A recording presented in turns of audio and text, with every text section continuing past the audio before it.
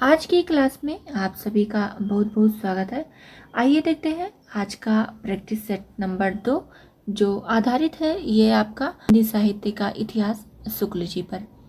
देखिए, आप लोग वीडियो को लाइक कर दीजिए और अपने सभी साथी मित्रों को भी शेयर कर दीजिए, और जो नए जुड़ रहे हैं वो चैनल को ज़रूर सब्सक्राइब करें, क्योंकि यहाँ पर आपको मूल किताबों पर प्रैक्टिस सेट देखने को मिल जाएगा। अगर आपको हिंदी साहित्य का दूसरा इतिहास बच्चन सिंह पर प्रैक्टिस सेट देखना है तो प्लेलिस्ट में जाकर के ज़रूर देखिए और अपना नोट भी तैयार कर सकते हैं।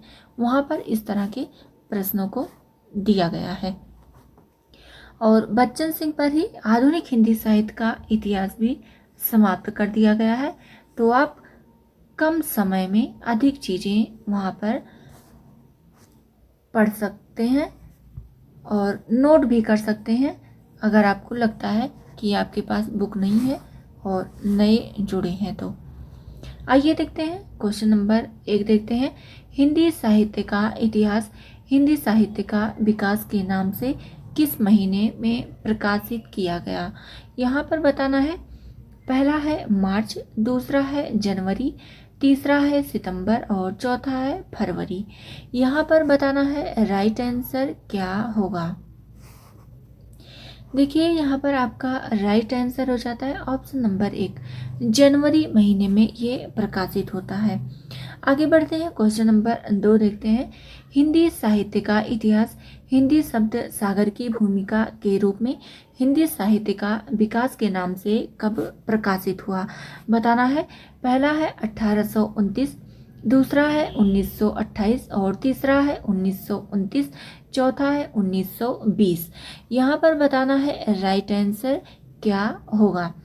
यहाँ पर देखिए, आपका राइट आंसर हो जाता है ऑप्शन नंबर 3, 1929 में ये प्रकाशित होता है। आगे बढ़ते हैं, क्वेश्चन नंबर 3 है। मिश्र बंधुओं का कविवृत्ति संग्रह है, बताना है। पहला है हिंदी कोविद रत्नमाला, दूसरा है ब्रज माधुरी सार, तीसरा है मिश्र बंधु विनोद और चौथा है कविता कौमुदी। यहाँ पर बताना है राइट आंसर क्या होगा। देखिए, यहाँ पर राइट आंसर हो जाता है ऑप्शन नंबर 3, मिश्र बंधु विनोद। मिश्र बंधुओं की ये कविता संग्रह है। आगे बढ़ते हैं, क्वेश्चन नंबर 4 देखते हैं। शुक्ल जी ने देशभाषा काव्य को किस प्रकरण में रखा है? पहला प्रकरण 3, दूसरा प्रकरण 2, तीसरा है प्रकरण 1 और चौथा है प्रकरण 4। यहाँ पर बताना है राइट आंसर क्या होगा। देखिए, यहाँ पर आपका राइट आंसर हो जाता है ऑप्शन नंबर 1, प्रकरण 3 के अंतर्गत शुक्ल जी ने देशभाषा काव्य को रखा है। देखिए, यहाँ पर आपको फास्ट रिवीजन भी देखने को मिल जाएगा। इस तरह के प्रश्नों को जो है शामिल किया गया है, एक एक प्रश्नों को, कि आपको लगेगा कि हाँ, मैंने बुक पढ़ ली है शुक्ल जी की। आगे देखते हैं, क्वेश्चन नंबर 5 है। क्वेश्चन नंबर 5 देखते हैं। शुक्ल जी ने अपभ्रंश काव्य को अपने किस प्रकरण में रखा है? बताना है। पहला है प्रकरण 3, दूसरा है प्रकरण 4 और तीसरा है प्रकरण 2, चौथा है प्रकरण 1 में। बताना है राइट आंसर क्या होगा।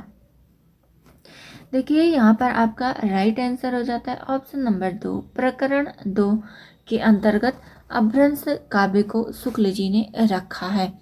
आगे बढ़ते हैं, क्वेश्चन नंबर 6 है।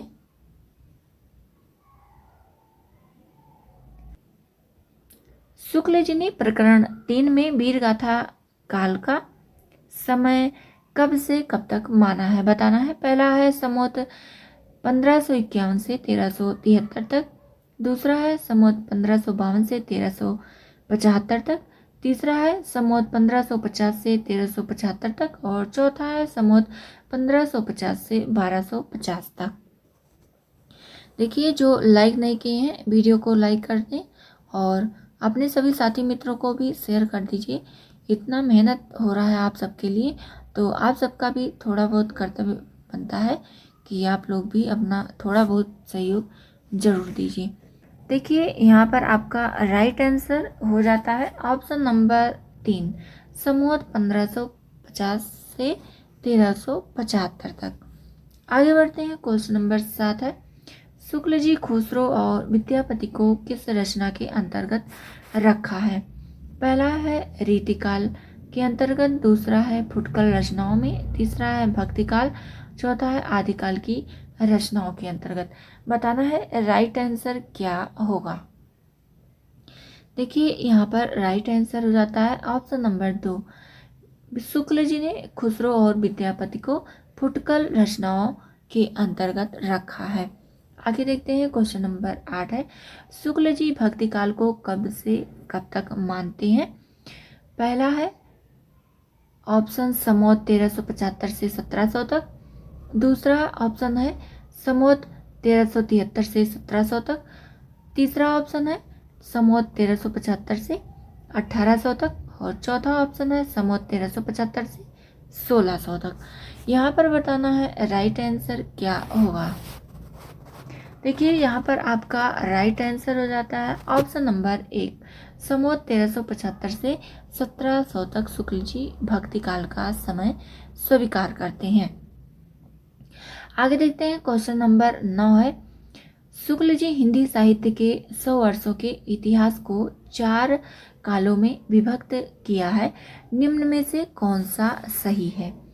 पहला है आदिकाल, जिसे शुक्ल जी वीरगाथा काल कहते हैं, ये है संवत 1050 से 1375 तक। दूसरा है पूर्व मध्यकाल, जिसे शुक्ल जी भक्तिकाल कहते हैं, ये है संवत 1375 से 1700 तक। तीसरा है उत्तर मध्यकाल, जिसे शुक्ल जी कहते हैं रीतिकाल, ये है संवत 1700 से 1900 तक। चौथा है आधुनिक काल, जिसे शुक्ल जी कहते हैं गद्यकाल, ये है संवत 1900 से 1984 तक। यहाँ पर बताना है राइट आंसर क्या होगा। यहाँ पर देखिए आपका राइट आंसर हो जाता है ऑप्शन नंबर 5, उपर्युक्त सभी। ये सारा जो है सही है, जितना यहाँ पर तिथि दी गई है ये सारी तिथियां काल के हिसाब से सही है। आगे देखते हैं, क्वेश्चन नंबर 10 है, जैसे गाथा कहने से प्राकृत का बोध होता था, वैसे दोहा दूहा कहने से अपभ्रंश का कथन किसका है? बताना है। देखिए बहुत ही महत्वपूर्ण कथन है, आप लोग इसको नोट कर लीजिए, क्योंकि इसी तरह के प्रश्न परीक्षा में देखने को मिलते हैं। पहला है डॉक्टर नगेंद्र, दूसरा है शुक्ल जी, तीसरा है बच्चन सिंह, चौथा है राम कुमार वर्मा। यहाँ पर बताना है राइट आंसर क्या होगा। देखिए यहाँ पर राइट आंसर हो जाता है आपका ऑप्शन नंबर 2, शुक्ल जी का है। आगे देखते हैं, क्वेश्चन नंबर 11 है, विद्यापति ने 2 प्रकार की भाषा का व्यवहार किया है। बताना है कि विद्यापति ने अपने साहित्य में किन 2 भाषाओं का प्रयोग किया है। पहला है पुरानी अपभ्रंश और खड़ी बोली, दूसरा है पुरानी अपभ्रंश और औहट, तीसरा है देसी भाषा और औहट, चौथा है पुरानी अपभ्रंश और देसी भाषा। यहाँ पर बताना है राइट आंसर क्या होगा। यहाँ पर हो जाता है आपका राइट आंसर ऑप्शन नंबर 4, पुरानी अपभ्रंश और देसी भाषा का प्रयोग विद्यापति अपने साहित्य रचनाओं में करते हैं। आगे देखते हैं, क्वेश्चन नंबर 12 है, भरत मुनि ने अपभ्रंश नाम न देकर लोक भाषा को क्या नाम दिया है? पहला है औहट, दूसरा है अपभ्रंश, तीसरा है देश भाषा और चौथा है खड़ी बोली। यहाँ पर बताना है राइट आंसर क्या होगा। देखिए यहाँ पर राइट आंसर हो जाता है ऑप्शन नंबर 3, देश भाषा इन्होंने कहा है अपभ्रंश को। आगे देखते हैं, क्वेश्चन नंबर 13 है, अपभ्रंश नाम पहले पहल कहाँ मिलता है? किस शिलालेख में मिलता है? बताना है।